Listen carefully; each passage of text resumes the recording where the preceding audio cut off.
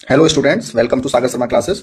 जैसे कि इससे पहले हमने जो शॉर्ट वीडियो बनाई थी उसमें हमने कॉमर्स के शॉर्ट टॉपिक्स आपको बताए थे। उसमें मैंने 5 यूनिट आपके साथ डिस्कस की थी कि उन 5 यूनिट से कॉमर्स में क्या क्या टॉपिक्स आ सकते हैं। इस शॉर्ट्स में हम जो रिमेनिंग 5 यूनिट्स रह गए हैं उनके बारे में जल्दी से जल्दी आपको टॉपिक्स बताएंगे, और ये वही शॉर्ट टॉपिक्स हैं जो लास्ट आपके एग्जाम्स में आ चुके हैं, तो इनको अच्छे से पढ़ के जाना। सबसे पहले बात करेंगे यूनिट 6 की, business environment and international business. इसमें सबसे ज्यादा मोस्ट इंपोर्टेंट टॉपिक है रीजनल इकोनॉमिक इंटीग्रेशन, जिसमें आप 5 से 6 रीजनल इकोनॉमिक इंटीग्रेशन पढ़ते हो, जिसमें पीटीए, एफटीए है ना, ये सब आते हैं, कस्टम मार्केट, कॉमन यूनियन, ये सब आपको पढ़ने हैं। और इसके बाद आता है एफडीआई और एफपीआई, फॉरेन डायरेक्ट इन्वेस्टमेंट और फॉरेन पोर्टफोलियो इन्वेस्टमेंट। इसके बारे में आपको लिमिट पता होना चाहिए और इसके रूट क्या क्या होते हैं। 2 रूट है इसमें, ऑटोमेटिक और गवर्नमेंट रूट, तो किस किस सेक्टर में आपका एफडीआई अलाउड है ये सब पता होना चाहिए।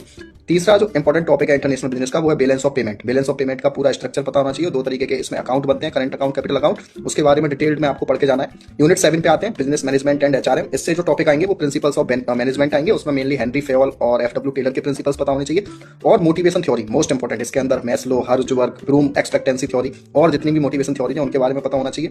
परफॉर्मेंस अप्रेजल टेक्निक्स, जिसमें से 360 डिग्री फीडबैक और मैनेजमेंट बाय ऑब्जेक्टिव्स, एमबीओ, ये मोस्ट इंपॉर्टेंट है। इसके बाद आता है organisational culture, types and change management, ये आपको पता होना चाहिए। यूनिट 8 पे आते हैं, मार्केटिंग मैनेजमेंट। इसके अंदर एसटीपी प्रोसेस पता होना चाहिए। एसटीपी क्या है? सेगमेंटेशन, उसके बाद टारगेटिंग और पोजीशन। इसमें 3 होते हैं, सेगमेंटेशन, टारगेटिंग और फिर है पोजीशनिंग। उसके बाद PLC, product life cycle, stages और स्ट्रेटजीज फॉर ईच स्टेज, आपको पता होना चाहिए किस स्टेज पे प्रॉफिट मैक्सिमम होता है और किस स्टेज पे कंपनी सबसे ज्यादा एडवर्टाइजमेंट एक्सपेंडिचर करती है। इस तरीके के क्वेश्चंस आते हैं। सर्विस मार्केटिंग के बारे में आता है, और 7 पीज ऑफ मार्केटिंग आपको पता होना चाहिए। 4 पीज तो हैं पुराने, 7 पीज भी पता होना चाहिए, और एक इसमें गैप मॉडल है, इसके बारे में भी पढ़ के जाना। फिर आता है लॉजिस्टिक्स के बारे में, सप्लाई चेन मैनेजमेंट और वैल्यू चेन, ये मार्केटिंग से है। उसके बाद यूनिट 9 पे बात करते हैं, लीगल एस्पेक्ट्स ऑफ बिजनेस। इसमें जो सबसे इंपॉर्टेंट टॉपिक्स रहने वाले हैं, इंडियन कॉन्ट्रैक्ट एक्ट 1872, ये काफी वाइड है, लेकिन इसमें से भी आपको मेन चीजें पढ़ के जानी है। कंपनीज एक्ट 2013, जिसमें 1% कंपनी से ज्यादा क्वेश्चंस आते हैं, और सीएसआर, कॉर्पोरेट सोशल रेस्पॉन्सिबिलिटी, इसके प्रोविजंस अच्छे से पता होने चाहिए। उसके बाद जीएसटी की बात करें, जीएसटी के रूल्स और इसमें क्या क्या कौन कौन से प्रोडक्ट जीएसटी की स्लैब से बाहर हैं, और इसमें इनपुट टैक्स क्रेडिट मैकेनिज्म, ये अच्छे से पढ़ के जाना है। फिर आता है कंज्यूमर प्रोटेक्शन एक्ट 2019, वैसे 1986 आता नहीं है, वो बहुत पुराना हो गया, लेकिन फिर भी कभी कभी वो लिमिट्स आ जाती हैं, तो वो भी आप एक बार देख लेना। और इसमें जो हमारा बनाया हुआ है इन्होंने कंज्यूमर प्रोटेक्शन एक्ट में, वो भी आपको पढ़ के जाना है, 3 टायर रेड्रेसल मैकेनिज्म।